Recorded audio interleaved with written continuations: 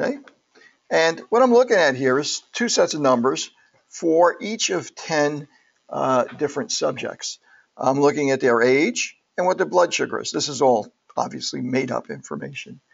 And I'm looking at this and I'm saying to myself, well, as a person gets older, I suspect that they may have trouble with processing sugars and so on and so forth, diabetes, and so on and so forth.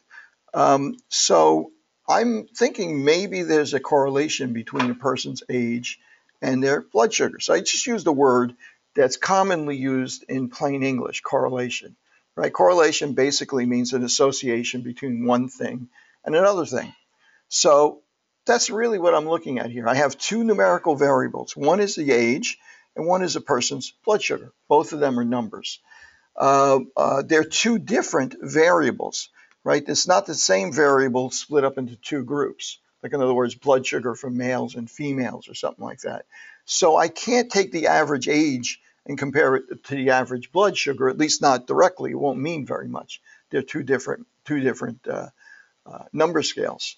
So, however, I want to demonstrate that if there is, I want to be able to understand and demonstrate that there is an association between these two things, these two number scales. One way that we might examine this is to just plot these things against each other, create a scatter plot. We're going to do this in SPSS very quickly, but I just want to make sure that you guys got the idea, of what a scatter plot is. I'm going to move this over here so I can see it, and move this here.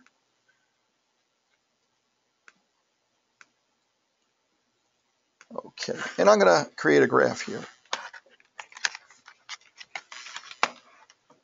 And hopefully I'll be able to, here we go. Okay, so I'm going to use this at 10, 20, 30, 40, let me say 20 each. And 140 and 10, 20.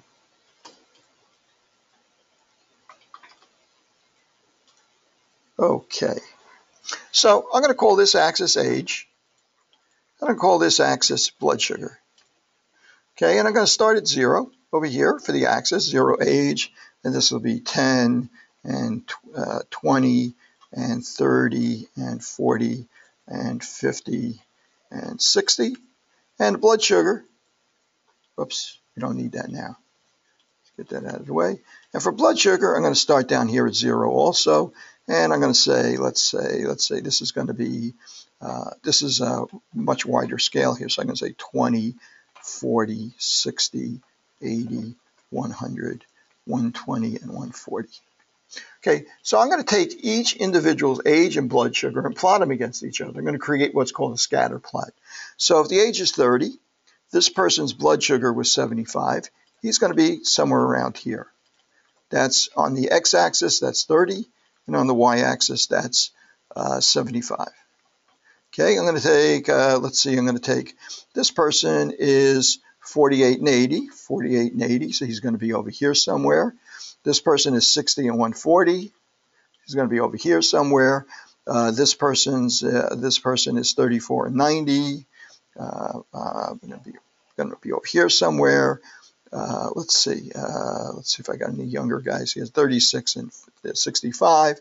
Well, eventually, I'm going to wind up with a scatter plot, a bunch of dots here that represent each one of these individuals in this data. Okay, and I notice that based on where these dots are, that there seems to be an association between age and blood sugar. That as age increases, blood sugar also increases. Okay, they're somehow or other proportional to one another. And I also noticed that, gee, it appears to be a linear relationship. And I'm going to draw a line that roughly estimates what that relationship is. Here's a straight line that I'm going to draw. Okay, and that line is going to represent roughly what the relationship between the two of these are. Well, you're going to notice that none of these points actually lie directly on that line. Maybe I get lucky, maybe one point does. right? But for the most part, some of these points are above the line, some of these points are below the line, right? So I say to myself, this line represents what I'm hoping is a best fit for all of these different points. And basically what I'm doing is I'm drawing a line that balances the differences between the values that are below the line and the values that are above the line. Okay, it's not actually a direct difference. It's actually a square of the differences. Remember we worked with sum of squares before? Well, basically we want the sum of squares of all these values on top to be equal to the sum of squares of all the values on the bottom. And sum of squares was associated with the standard deviation of these various numbers, right? So there's all this stuff kind of ties in together. So I'm trying to draw a line here that best fits all of these values, okay? Doesn't necessarily have to be exact for any individual in here, but gives me an idea what the relationship is. Okay, so now, in some situations, I may not have a relationship, and that may look something like this. In other words, you don't see any relationship between the value on the x-axis and the value on the y-axis. It just looks like a cloud. It's random, right? So there's no association, or in statistical terms, there's no correlation between these two values. Well, in this case, there is a correlation between these two values. It happens to be a positive correlation. As one value increases, the age increases, the blood sugar increases also. Okay, so it's a positive correlation. Well, I'm going to create a statistic, or we're going to work with a statistic that demonstrates how good a correlation this is.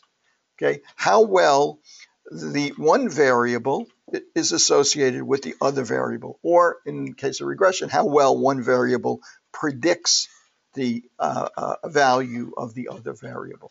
Okay, so correlation is important because sometimes when we're working with numerical data, we want to be able to show an association, but up until now we didn't have a tool to do that. Okay, so we're going to look at something called the correlation. Well, the correlation we're going to start off with doesn't mean necessarily that there's causality.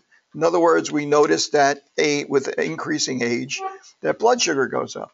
Well, maybe there's something else that's going on here that's causing them, that they're both related to, and age itself is not the cause of the increase in blood sugar. Okay, maybe older people don't exercise as much, and it's really exercises that causes the difference. Let me give you another example.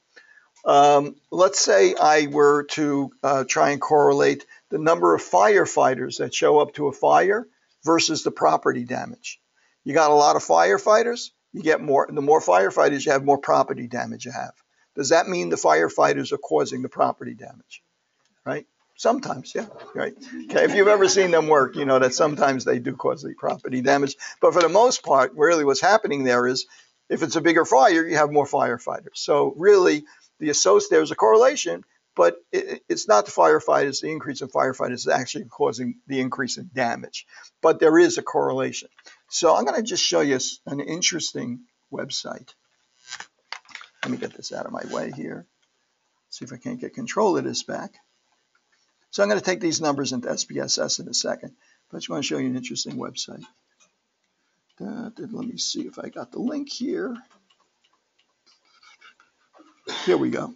This is a newspaper article in the Daily Mirror in Great Britain. Just a coincidence? More people eat cheese, the more people that are killed by their bed sheets.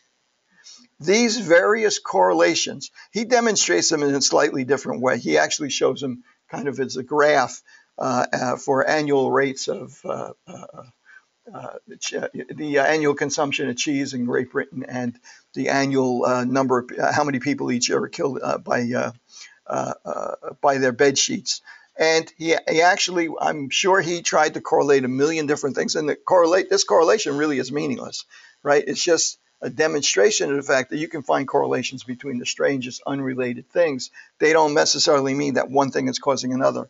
He's got another one here, per capita consumption of cheese, number of people who died tangled in their bed sheets, U.S. spending on space science and technology correlates with suicides by hanging, strangulation, and suffocation, so on and so forth. And he's got a whole collection of these things. Let me just show you the original website that these came from. And I'll post this on Blackboard if you're interested in it. Number of people who drown by falling into a swimming pool is correlated to the number of films Nicolas Cage appeared in. Pretty interesting, right? I don't think there's, causality there, but, you never know. So at any rate, there's a whole bunch of these things. Negative. Now, you can have a negative correlation. Honey producing bee colonies is inversely correlated with juvenile arrest for possession of marijuana.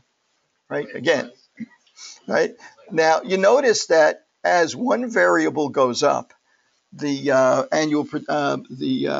let's see, as the, which one's the axis here? I've lost track of it. I wouldn't worry about it.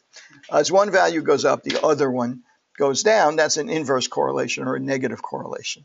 Okay, the plot we just showed was a positive correlation. One value goes up, the other goes up as well. Okay, the other thing that we're interested in is that as we,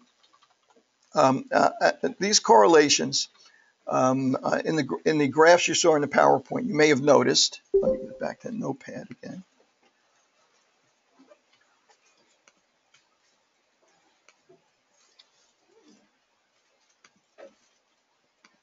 Oops.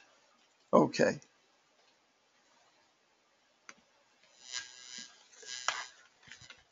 Okay. This correlation value, this correlation coefficient that we're going to calculate, for the population, we're going to call it rho, and for the sample, we're going to call it R. This correlation that we looked at, if it's a perfect correlation, the value of R, or no, thank you, the value of R is going to be equal to 1. Okay. If it's a perfect negative correlation, every one of these points lies on a straight line, then the value of R is equal to -1. Okay. Anything in between is going to be between -1 and +1. If there is no correlation, just completely random, right, it's just a cloud, then R is equal to 0. Okay. So if I had something like a correlation R is equal to 0.81, what would you guys think of that? Is that a good correlation? Yeah, right? Seems like a pretty good correlation because close to 1. Closer you get to 1 or -1, the better the correlation is. And the sign represents whether it's an inverse correlation or a positive correlation. Okay, so let's go into SPSS and open that same data set. And take a look at it in SPSS.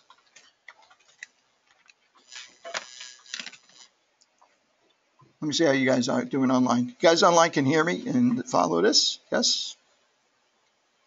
Are there guidelines for what we can call like a strong correlation or a weak correlation or like numbers that are cut off? Not strict numbers, I wouldn't think. No, not really. But I mean, you can make a judgment about it. Well, that may be somewhat situational too, depending on what the data is like. We'll take a look at a few examples and see if we can't make some judgments about it.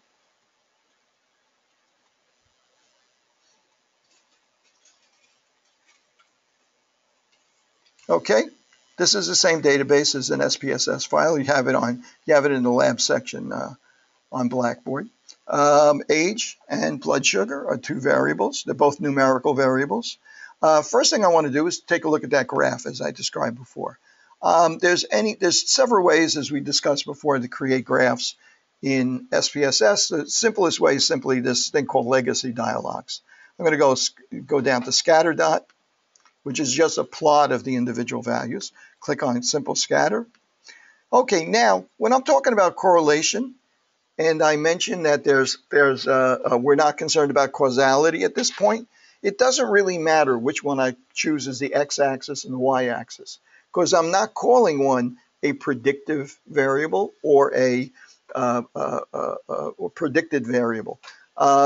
So it doesn't matter which one I put in here, but I'm just going to get into the habit of putting the independent variable or the predictor into the x-axis, and I'm going to put blood sugar, which is the value that we think age will predict, into the y-axis. Okay, so I'm going to say OK, and it's just going to produce a simple scatter plot for me. Okay, if we take a look at it, if we just glance at that, we can kind of see a positive correlation there, right? You can edit this chart if you double click it. There are various ways that you can edit it. One way is to just ask it to do a quick fit line for this particular scatter plot. And you can see that that's basically where it thinks that a straight line would represent the best fit for this data. Okay. Okay. I'll redo it. Graph, legacy dialogues, and scatter dot. Okay. I'm going to choose simple scatter plot. Define. I'm going to move age and blood sugar into my X and Y axis. I'm going to do it the opposite this time just to show you it's not going to make that much difference. You'll still see a correlation. Okay, this time blood sugar is on the X-axis, age is on the Y-axis, and I still see a positive correlation. If you have a negative correlation, you'll also see a negative correlation no matter which way that you put it in there. Yes? Yeah, just double click it, and if you hover over these various little options that you have, show error bars, add markers, and so on and so forth. One of them said add a fit line. Okay, if you just click on that, by default, it's going to show a linear fit line. I'm going to close that, and it just threw in a line for you. Okay, we're going to examine that line a little bit more closely when we talk about regression, but we can see that this looks like there's a correlation here. So I'm going to go to the next step at this point and try and quantify that correlation.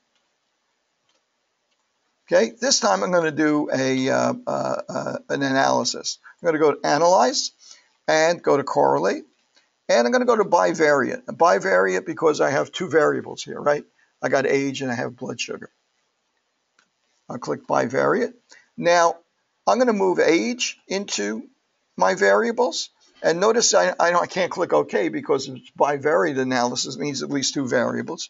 I'm going to move blood sugar in there. If we have a lot of variables, you can move two at a time into that box. Okay, I'm going to click OK.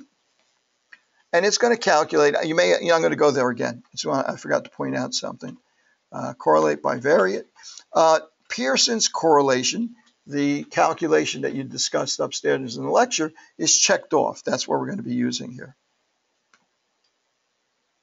Okay, let's take a look at what our Pearson's correlation is. What a coincidence. It's almost exactly what I was talking about, 0.821. So that looks like a pretty good correlation. It appears that there is an association between age and between blood sugar in this analysis. Okay, and we also calculated a significance. Okay, now that significance, what do you think our null hypothesis would be for this test that we just produced? I'm going to start out with, let's express it two ways. One way is in words, and the other way is as a formula. How would you express it in words, your null hypothesis? There's no correlation or there's no association between these two variables. And the alternative hypothesis is there is an association. Okay, how about if we expressed it as a formula? What's the correlation? What's the letter we're using for the correlation? R, rho or R, right? So since we're usually, when we talk about, a null hypothesis, we're usually talking about the population. We don't usually use the statistics, so we'll say rho, right? P, R, or rho. Rho, the null hypothesis is rho is equal to, what is rho equal to when you have no association? Zero. Rho is equal to 0. And the alternative hypothesis is rho is not equal to 0. Okay, that's it. Right, yes. Are you ever really going to have exactly 0 though? I mean, about no, probably having a correlation of 0 is probably as rare as 1. Right? You got it. That's probably right. And one of the things you'll notice here is that we do a statistical test. We have a significance, a p-value. So in other words, even if we don't get 0, that significance will tell us whether we can reject our null hypothesis and say there is an association. So in this case, what's the significance? The significance is point up. Yes. I would add something yeah. to that.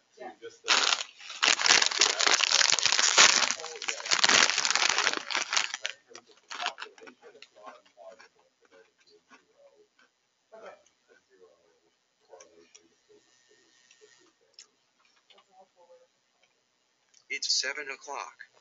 Thank you. Okay, so anyway, well, you guys were up there for quite a while today. And your voice sounded like it was, yeah, have a cold or something like that? Sounds like you have a cold. Yeah, okay, good. So at any rate, stay away from me. So at any rate, so what we see here is our significance is less than 0.05. In other words, our probability of making a type 1 error, if we reject the null hypothesis that there's no association, is less than 5%. So we reject the null hypothesis. So in other words, we could have a very small correlation that's statistically significant, and we could have a big correlation that's not statistically significant. So we can't reject the null hypothesis. So there's two things going on there that could happen, right? The magnitude of the magnitude of the correlation, plus whether or not we can reject the null hypothesis at all and say that they're different. So we need to check that out as well also. Okay, so this is what we have in terms of our correlation. Now we're going to move on a little bit further. I'm going to go back to my notepad. And one of the things that we were looking at, let's see if I can't find it again.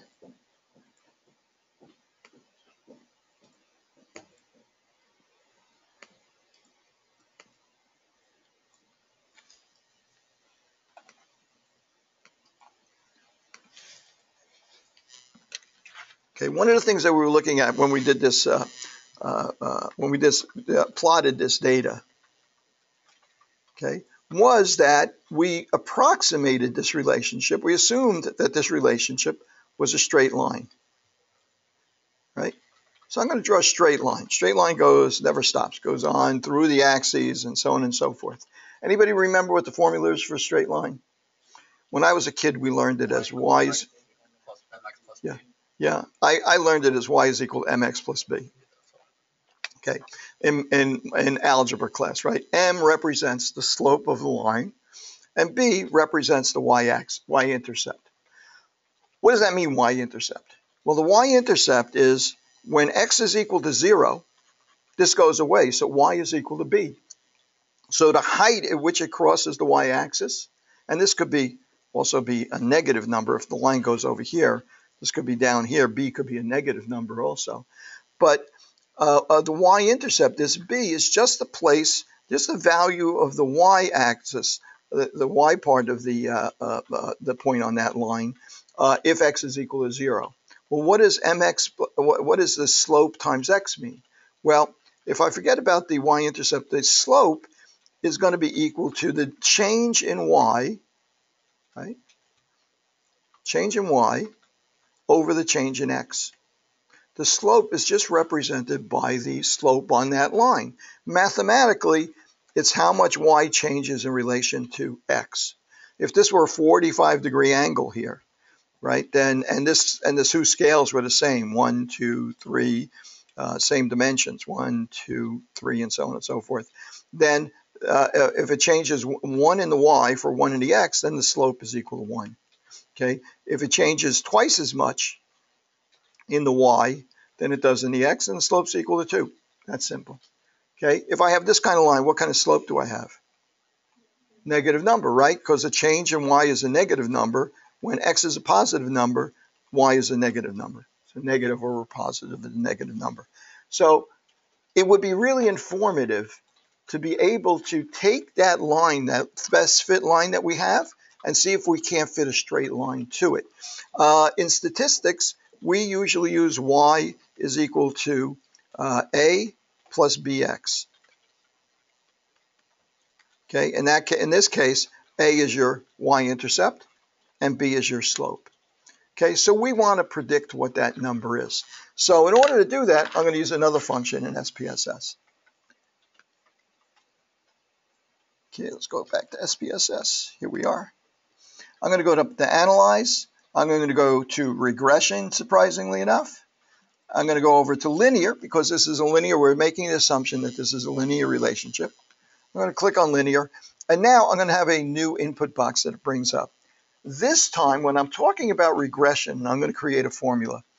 I am assuming some sort of causality or some sort of association that allows me to say that one variable is going to predict the value of the other variable. So now we're really going to use this idea of maybe as you get older, your blood sugar goes up, that aging has some association with blood sugar. Okay, so now my independent variable, what axis would be my independent variable? Usually it's my x-axis, right? And my dependent variable is usually f of x, something that depends on x. That's usually my y-axis. So I'm going to move age into my independent variable. I'm going to use blood sugar into my dependent variable. This time it's going to make a difference. Before we were just calculating correlation. Now it's going to make a difference to us. I'm going to click on statistics for right now. And right now, the only thing that's selected is regression coefficient estimates and model fit. I'll just leave it that way. I'm going to go into plot. Well, you know what I'm going to do? I'm going to do this analysis first without checking anything else off. Just see what I get. And I'm going to click OK. Okay. So now what do I get? It repeated the analysis that I just did for correlation. It says R. Right, my correlation coefficient is 0.821. That's the same number I got for my Pearson's correlation. Isn't it right? Same number. I think it was, right? Okay. And it takes R, and as you heard in the lecture, it calculates a value R squared. Now, that R squared value is important to us. Okay, that R squared value is 0.674, right? What does that R squared value represent? What does that tell us about the relationship between these two variables? It gives us an idea of how much of the outcome variable is predicted by how much of the change in the outcome variable is predicted by the independent variable. In other words, how much age predicts blood sugar. So it's 67%. Is that what it is? Yeah, 67%. We're saying that 67% of the variability in blood sugar is attributable to age. That's pretty good. Of course, this is all fake data. That's not really true, is it? However, we also see that it's not completely predictive. There's something else that affects blood sugar. At least 33% of it is not accounted for by age, that variability. So age is not a perfect predictor, but it's a pretty good one, right? I mean, it's more than 50% of the variability is predicted by age in this data that we're looking at.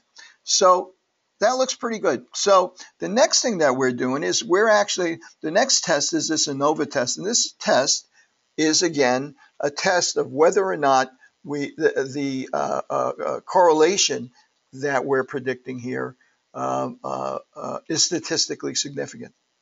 Okay, so if this is greater than 0.05, then maybe the data isn't sufficiently definitive for you to predict that this relationship really is there. Okay, so now let's take a look at what we have here in terms of coefficients. SPSS actually calculates the coefficients for that fit line, for that line that we just drew. In this case, it calculates a constant. That's our y-intercept. And it calculates a number for age. That's our slope. So if I go back to my formula, if I go back to the graph that I drew before, okay, let me get this. Okay, y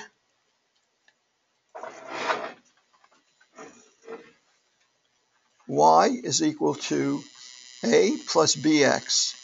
Okay, my constant, the constant coefficient, the y-intercept is a. What did we say it was here? 17 point. I'm going to call it 17.5. Plus b. What is b? B is the slope. 1.7. I'm going to call it 1.8 just to make it easy for us. 1.8 times x. So basically, our formula that we've calculated based on the best fit line is going to be y is equal to 17.5 plus 1.8x. This y-intercept very frequently isn't very meaningful. Because basically what this is saying is that when you're 0 age, your blood sugar is 17.5. Right? Doesn't make any sense, does it? Right? For the most part, when you're dealing with correlations and regression, the data only really makes sense within the range that you actually have any numbers. In other words, out here and out here, it really doesn't, it may not make any physical sense. Like, for instance, you're not going to have an age less than 0, right? And even at 0, you're not going to have a blood sugar that's measurable at age 0, right? So it's really, this data really applies to the area where you actually have data. Okay, so that's the formula that's represented. Y is equal to, well, Y is what? What is Y actually? That's blood sugar, right? So blood sugar is equal to 17.5 plus 1.8 times a person's age. So I have a formula that should help me predict a person's blood sugar, right? Or at least, for our fake data, help me predict a person's blood sugar. So let's say that a person is, I don't know, maybe 40 years old, right? What does this formula predict that their blood sugar is? Right? Their blood sugar is going to be equal to 17.5 plus 1.8 times 40 is how much? That's 32, and 40 is 72, right? Okay, so we're predicting that their blood sugar is going to be 97.7, right? Am I right? I'm sorry. Oh yeah, I lost a decimal place there, didn't I? 89. 17 and 72 is 89.5. 89.5. Okay, right? That's what I'm predicting their blood sugar is. Well, I have 10 people here that I've actually know this information for, don't I? Okay, this is very nice if I have a new person that's not in this study. I have a mechanism where I can try and predict what their blood sugar is. Is it always going to be exactly right? No, because only 67% of the variability can be attributable to age. If we had a perfect correlation, R is equal to 1, R squared is equal to 1, then it would be perfectly predictable. A person's age would perfectly predict their blood sugar. But we never really have that, right? We're never really going to have that situation, at least not with kind of statistics that we're working with. So at any rate, let's go back here. And now I know that, for instance, that I have 10 people that I actually know these values for, right? So I'm going to go up here. This is my output view. I'm going to look at my data view as well. In my data view, you can see age and you can see blood sugar, right? I'm going to go back up into Analyze. I'm going to click Analyze. I'm going to click Regression. I'm going to go back into Linear Regression. It still remembers all the values that we left in here before. And I'm going to go into Save. Okay, and in Save, I'm going to click off Unstandardized, Predicted Values Unstandardized. This just means the real numbers. Okay, what SPSS is going to do now is it's going to look at each one of these individuals, and it's going to apply the formula that it just calculated. It's going to apply the y-intercept and the slope that it just predicted in those coefficients. I'm going to click Continue, and I'm going to click OK. Well, what happens now is I get a little output table. I get the same output table that I got before. It gives me values for the predicted values, the range, the minimum, maximum, the average for the predicted value, some basic statistics on the predicted value. But if I go back to my data view, I got a new column that wasn't there before. I have the predicted values. Right? There's predicted value for blood sugar for someone that's 30. Blood sugar, that person was 75. The formula would have predicted it was 71. Blood sugar for a person at 34 was 90. It would have predicted that it was 77. So each one of these values has an associated error associated with it. Remember in that formula, that little epsilon, the little e, that was the error that is associated with each one of these values. There's always going to be error. Yes? Data is because you click on the save. I'm sorry? You got this new data predicted data? Is it because you click on save? Yes, I clicked on the save. I'll do it again. I'm going to click, oops, wrong button. I'm pressing the wrong thing here. I'm going to go into Analyze, Regression, Linear, and I'm going to click on Save. And before there was nothing chosen, right? I clicked on Unstandardized, Predicted Values. In other words, unstandardized, we'll talk about what standardized means in a second, but that just means the actual numbers. It means take the number for age and use the formula to give me a predicted value for each person in this study. Okay, I'll do it again, say okay, and it gives me a fourth column, which is the same really as the one I did before. Right, so this is the person's actual age, this is what his actual blood sugar was, and this is what 95 is what our formula predicts. Now, there's always going to be an error, right? Very, very rarely you're going to get no error or zero error here because the formula isn't a perfect predictor, right? So there's always going to be some variation, but that variation should be based on chance. We really shouldn't see a pattern in that variation. In other words, the errors that go on that we accumulate here for each one of these 10 people, those errors should be normally distributed. Most of the errors should be small. A few of them should be bigger. A few of them should, very few of them should be really big. We should see a normal distribution for those errors. Yes, I see some mouths open. Yes. So is there a way to make the line, intercept at 0? Would that be better? Well, no, we're not doing that. That's nature is doing that, right? In other words, the formula represents the actual numbers for age and blood sugar, right? So where it crosses that axis is determined by the nature of those two variables, right? I can't just like assign it 0, right? Because in fact, 0 usually the y-intercept really has no meaning. It's just part of that formula because usually you're extending that to 0. Okay. If you think about it, if you play around with it, you'll see as you do more of them that the y-intercept is always going to be different, and it's almost never going to be 0. Yeah. Oh, sorry. Thank you.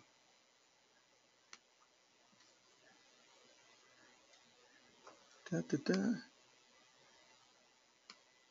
Yeah, the y that's predicted is going to be the same thing as the actual y, the actual blood sugar of the person. If the rho is equal to 1, if there's a perfect correlation. But we're never really going to deal with anything that's a perfect correlation unless we cheat, right? For instance, BMI and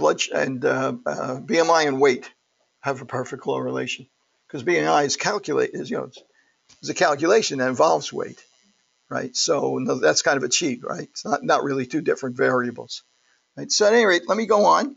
So now we're interested, what are those numbers, what do you think we might call those numbers that are the difference between the person's actual blood sugar and what we predicted it to be? We want it to be random, right? We want the differences to be random, but let's give it a name. We call those residuals. Okay, so we can actually predict those residuals as well. I'm going to go to Analyze, Regression, Linear Regression, and this time I'm going to go into Save, and this time I'm going to save unstandardized residuals also. I'm going to click Continue, and you're going to see another 2 columns appear. The 2 columns you're going to see appear is, again, you're going to see the predicted values, and you're going to see the residuals. Well, the residuals are just the actual values minus the predicted values, which are equal to the difference between the two of them, right? That 4 is just a difference between, and we got a 4, we got a 12, we got a minus 15, we got a 14, a 22, and so on and so forth. We can now actually take a closer look at those residuals. I'm going to go into Analyze, again, Regression, Linear, okay, and I'm going to go into Plots. And in Plots, I am going to plot a histogram of all the residuals. Okay, and we want that to be normally distributed, right? And we want it to be, hang on a second here, let's see. Okay, let's take a look at what that plot looks like. Okay, there's our histogram for all of the residuals. small data set, right? So it's supposed to look fairly normally distributed. Hopefully when we work with a bigger data set, it'll make a little bit more sense. Now, if it isn't normally distributed, we know we have a problem, that there is something going on here that we're not accounting for, that these differences between different ages and the values that we're predicting, the errors are not completely random. The errors are systematic. There's something here that's going on that we're not aware of. I'm going to go back here to SPSS and do another analysis, analyze, let's see, regression, linear. And this time I'm going to go into plot. Let's see, I think I got this one okay. That's all right. I'm going to go into plots, and I am going to plot something called Z predicted. I'm going to put that into the axis, into the x-axis, and I'm going to put Z residual into the y-axis. What are those things? That doesn't even look like English, right? Z pred and C resid. Okay, that's the Z value, the normalized value for the predicted value. In other words, the mean value for all the predicted values is going to be 0 now. It's going to change it into a normal distribution, all the numbers into a normal distribution. So the person who is closest to the average is going to be close to 0. And the person who is furthest from the average is going to be either like a 2 or a 3 for the number of standard deviations away, or a negative 2 or a 3 if they're much further below that. It's going to do the same thing with the residuals. It's going to change them from the actual number that the residual represents to a z-score for each value. So what should I see here? I see basically just the cloud here, because we don't want to see any systematic relationship between the z-score for the predictor and the z-score for the residual. What does it mean if there is that? Well, that means that there's something going on with the residual that is systematic, that's not random, that's not a random error. It means that there's something that we're not seeing in the data that's making this not that's compromising our regression analysis or our correlation. In other words, those errors should be random, right? Because those errors are just based on chance. What's an example? Oh, geez, I don't know. Let's see. Like if you saw a strong relationship. Well, let's say that the lower numbers, let's say at the lower age range, right, that the correlation fits better than it does at the higher age range. So the errors are smaller at the lower age range. Well, perhaps we're not taking account for some important other variable, such as, or at the upper age range, maybe they don't vary as much as we think they would, because many of the people in that older age have some sort of intervention, like a drug that they're using to treat their blood sugar or something like that. Something's going on to kind of make the data, make the errors that we're getting not random. So let me see how random this comes out.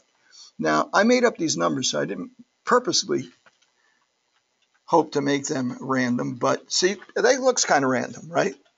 In other words, there doesn't seem to be any relationship between the residual standardized values for the residuals or the standardized values for the predicted values. Okay, if you look, what we would expect is the errors, the residuals. There should be more of them in the middle and fewer of them as you go further out, lower and higher. That looks pretty good. Doesn't look quite as happy, when you look at the actual values, because some of them are, in other words, it doesn't look quite like this is a random sample of people, like of various ages, like in other words, we really randomly sampled all these different age groups and so on. Okay, but we want that to basically have no real organization. Okay, so let's see what we can do next with this. I'm going to close this, and we can take a look at another set of data set. How are you guys doing online? Any issues there? Did I answer that last question? Okay, let's open a new data set. Open, data, and let's see.